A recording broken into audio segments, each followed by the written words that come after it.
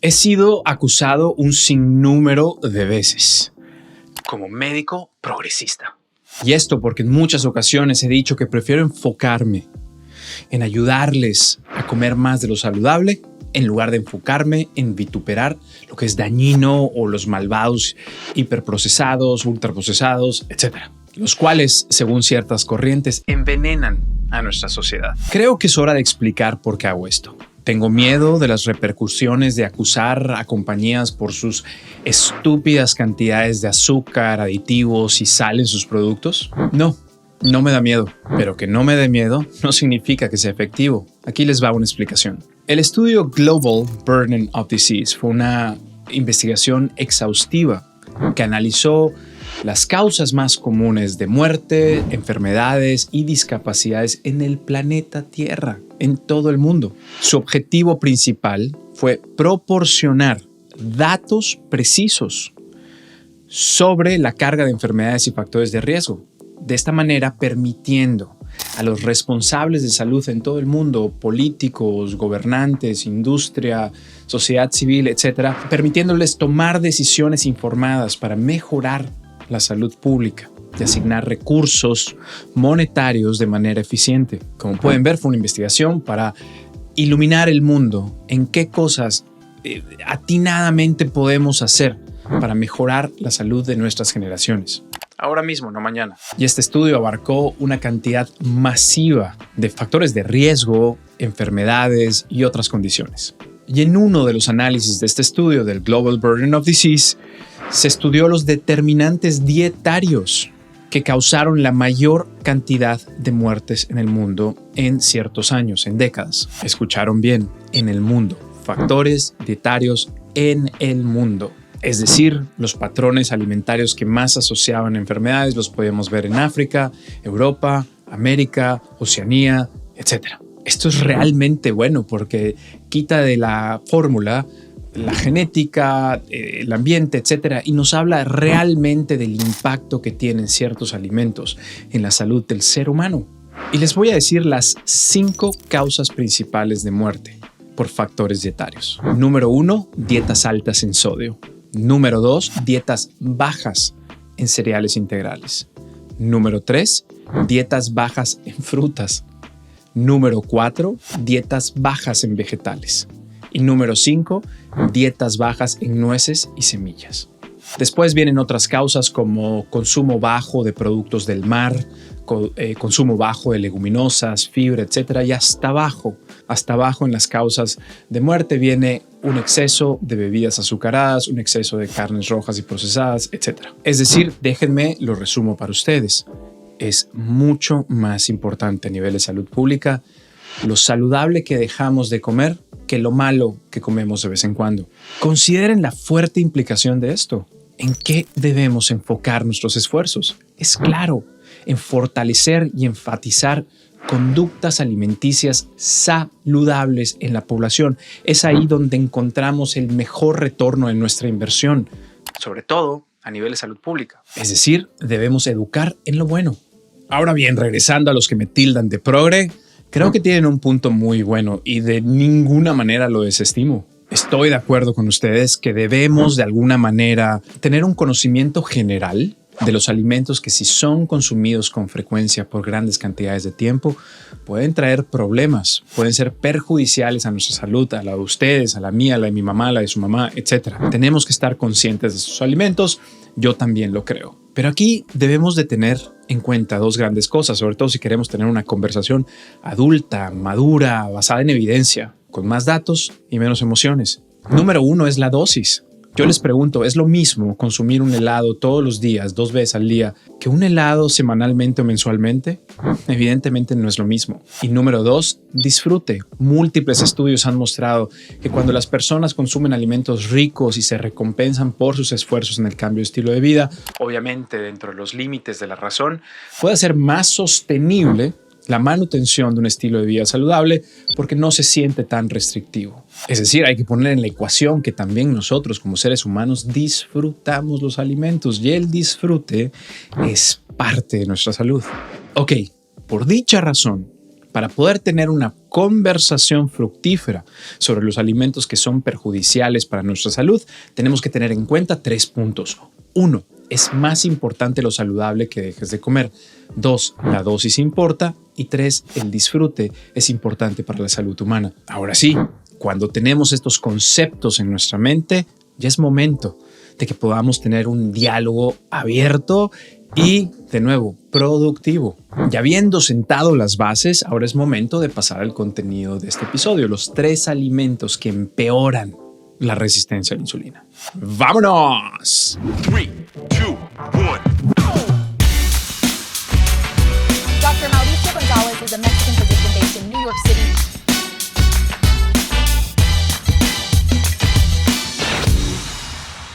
Hola a todos, ¿cómo están? Les mando un abrazo enorme donde sea que se encuentren. Yo soy el Dr. Mau. Soy un médico con triple especialidad en medicina interna, medicina de emergencias y medicina de obesidad. Vivo y practico medicina en New York City. Si en algún momento quisieras saber más sobre mi práctica como médico, lo único que tienes que hacer es ingresar a drmaunyc.com. Te lo dejo aquí.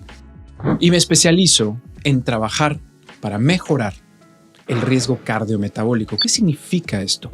Que me encanta trabajar con el estilo de vida como la piedra angular del tratamiento para mejorar colesterol, triglicéridos, inflamación crónica, glucosa, presión arterial, masa muscular, etc. Siento que cuando nos enfocamos en estos grandes pilares es donde obtenemos la mayor cantidad de beneficios. Y por supuesto, es aquí donde entra la resistencia a la insulina, un precursor de grandes problemas metabólicos y merece nuestra atención. Ok, quizá crean que soy un obstinado en mandar este mensaje de que es más importante lo saludable que dejas de comer que lo malo que consumes. Es decir, obsesionarse por que todo tenga que ser natural o ancestral, etc. Pero aquí les va un pequeño dato que yo encuentro revelador para fortalecer mi tesis. ¿Qué sucede si tú pasas de consumir 0 gramos de vegetales a 370 gramos de vegetales al día? ¿Qué sucede a nivel mundial? Investigadores del Institute of Health and Metrics Evaluation llevaron a cabo un estudio para analizar esta pregunta y encontraron que a nivel mundial, cuando las personas pasan de comer nada de verduras a 370 gramos al día, se notaron los siguientes beneficios: 23% de reducción o disminución en el riesgo de accidentes cerebrovascular isquémicos, es decir, embolias cerebrales; 23% de disminución de riesgo en infartos agudos al miocardio, los famosos ataques al corazón; 16% de disminución del riesgo de hemorragias cerebrales, los famosos derrames; y finalmente un 28% de reducción en el riesgo de padecer cáncer de esófago. Esta es otra prueba de que consumir más de lo bueno nos protege. Pero ahora pasemos a los alimentos que empeoran a la resistencia a la insulina. Número 1, los reyes de la destrucción, las bebidas azucaradas.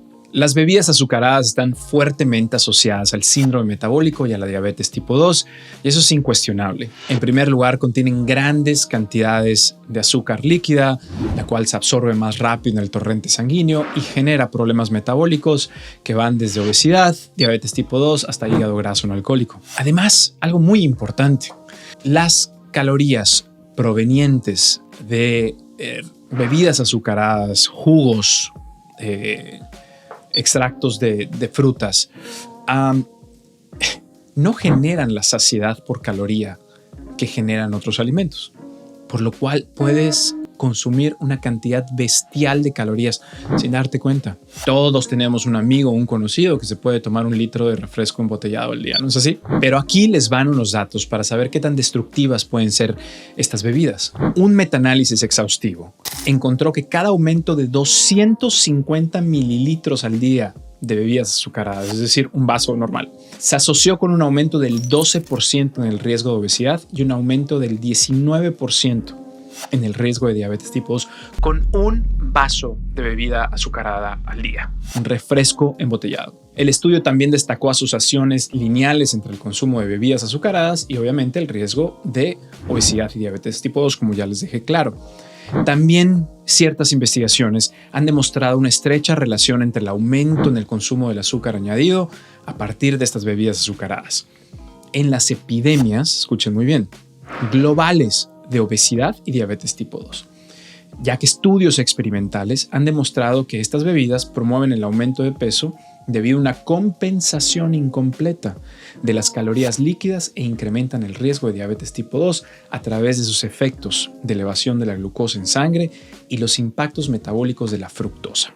Y un estudio que analizó biomarcadores del metabolismo energético encontró que el consumo de bebidas azucaradas se asociaba con mayor resistencia a la insulina y concentraciones elevadas de leptina plasmática. Estos son marcadores tempranos de disfunción metabólica, los cuales inexorablemente en múltiples estudios científicos han mostrado que eventualmente pueden conducir a la diabetes tipo 2. Como podemos ver, estas bebidas sí representan un daño a nuestra sociedad. Este es un alimento que desde mi humilde opinión pienso que sí vale la pena vituperar y ponerlo en la conciencia de las personas en todo momento. Y sobre todo a la luz de que la mayoría de estas compañías que producen estas bebidas azucaradas se anuncian en mundiales, en Juegos Olímpicos, etcétera, haciendo el famoso sport washing. Por cierto, hay que firmar una petición que se les pide a los organismos olímpicos, a los organismos deportivos, que dejen de promocionar estas marcas porque realmente son detrimentales para la salud humana. Se los voy a dejar en la descripción de este episodio para que la firmen. Yo ya lo hice, sobre todo porque muchos niños que todavía no tienen la formación intelectual, la formación emocional para poder tomar mejores decisiones de salud, están expuestos a estas marcas de estos anuncios y no es justo. No es justo. Y sabemos lo difícil que es una vez que la obesidad ya se presenta en la infancia, de poder corregir en la adultez. Así que firmen esta petición.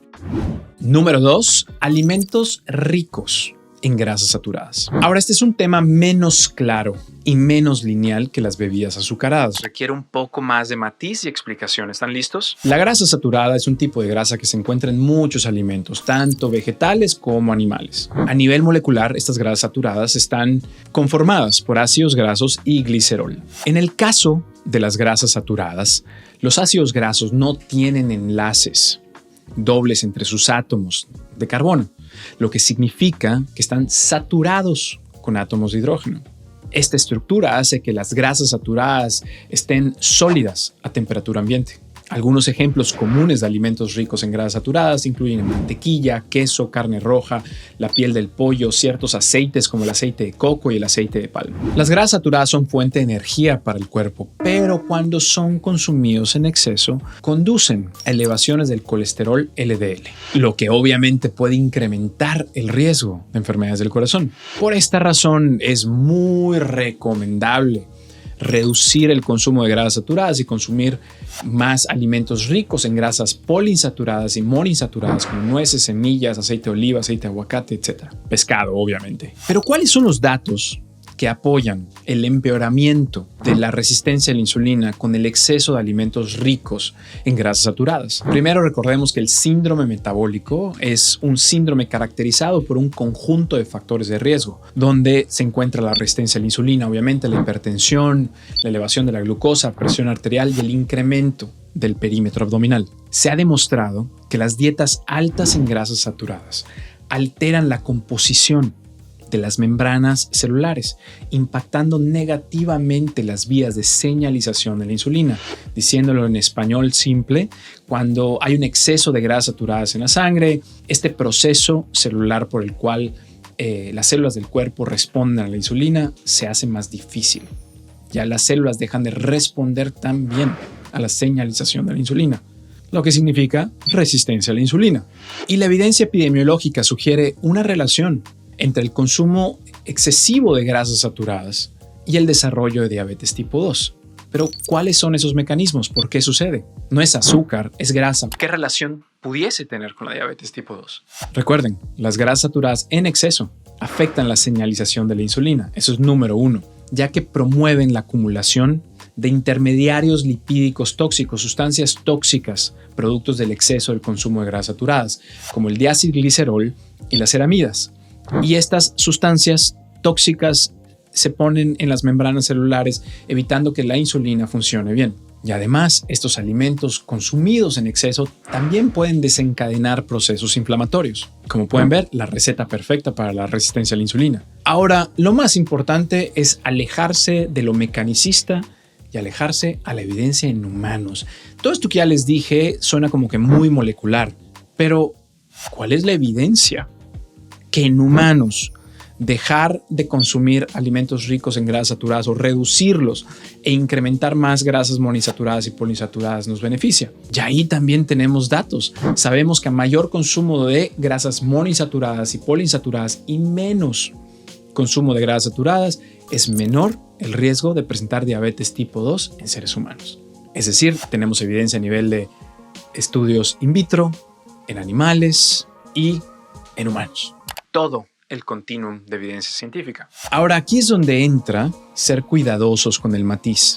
Muchos alimentos contienen cantidades pequeñas de grasas saturadas. Alimentos como las nueces, semillas, etcétera, tienen cantidades decentes de grasa saturada. Poca, pero está presente. Por dicha razón, el objetivo no es eliminar toda grasa saturada. No.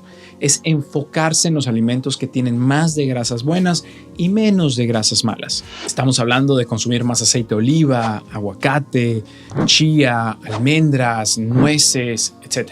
Y algo que yo encuentro fascinante es que a pesar de toda esta extensa data que muestra el exceso en alimentos ricos en grasas saturadas como factores que empeoran la salud metabólica, algunos alimentos ricos en grasa saturada no lo hacen. Por ejemplo, en estudios epidemiológicos, alimentos lácteos, productos lácteos ricos en grasas saturadas, no parecen estar vinculados con los daños metabólicos como la mantequilla o la manteca de cerdo, etc.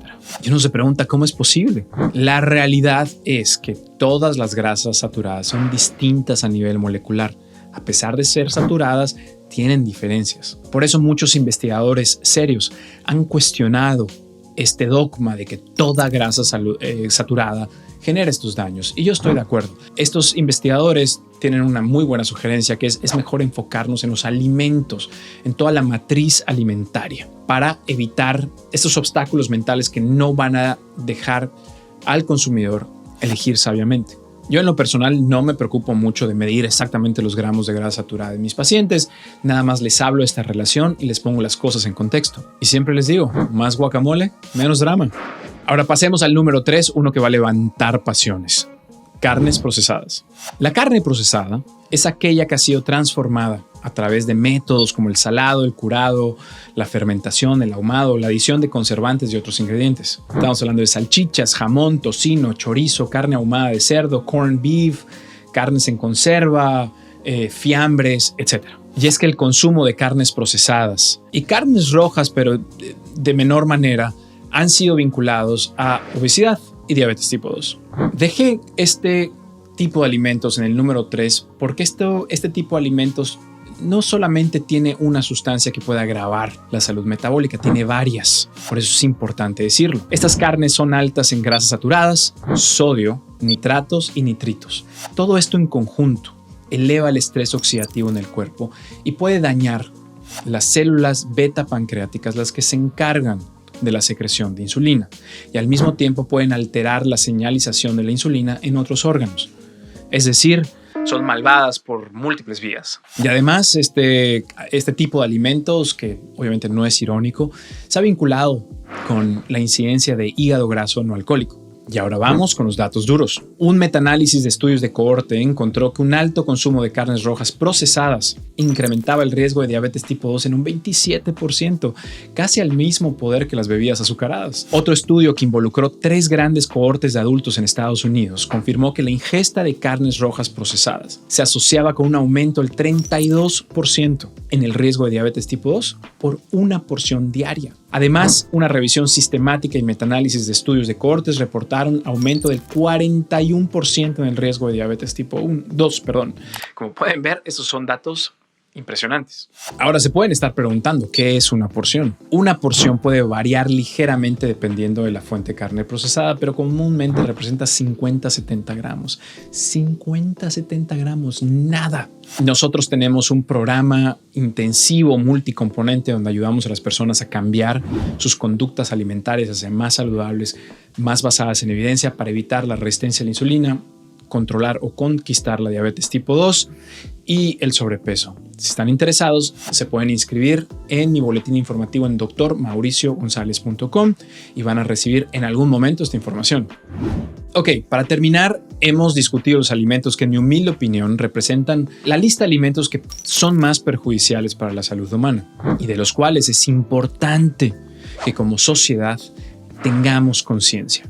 Es decir, la totalidad de los datos muestran que esto es un patrón que nos debe servir como una brújula nutricional para escoger mejor. Y como bono, hay otros tipos de alimentos que también pueden empeorar la resistencia a la insulina, como los granos refinados y las grasas trans. Porque lo que tú quieres son carbohidratos ricos en fibra y nutrientes, y cuando los cereales integrales han sido refinados, han perdido absolutamente todo eso. Bueno, no absolutamente, pero en una gran cantidad. Y las grasas trans se encuentran sobre todo en productos fritos, altamente fritos a temperaturas muy, muy altas, y están más asociados a la elevación del LDL y a la incidencia de enfermedades cardiometabólicas e infartos agudos al miocardio, aún más que las grasas saturadas. Afortunadamente, cada vez hay menos productos con estas grasas trans porque se han hecho muchos movimientos científicos y sociales en el mundo para eliminarlas. La intención de este episodio es ayudarles a tomar decisiones más sapientes de nutrición desde una visión más educada, más balanceada, sin ser exageradamente pasional. Por ejemplo, yo seguiré luchando para que los niños no estén expuestos a estos alimentos, pero no voy a dejar de lado enfocarme en el mensaje que comer más de lo bueno trae geniales beneficios a todos los seres humanos. Todo en balance, todo en contexto. Espero que hayas disfrutado este episodio así como yo lo disfruté en el momento de la investigación. Suscríbete a este canal de YouTube o a tu plataforma favorita de podcast porque tenemos que seguir aprendiendo. Y recuerden, los ojos jamás podrán ver lo que la mente desconoce. Esto fue Dr. Mau Informa. 3, 2, Hola a todos y bienvenidos a este episodio donde vamos a hablar de un tema que me apasiona, la resistencia a la insulina. ¿Pero por qué me apasiona? La resistencia a la insulina es un precursor silente de múltiples enfermedades crónico-degenerativas, cardiometabólicas que aquejan al mundo actual. Imagina que tu cuerpo se hace resistente a la insulina.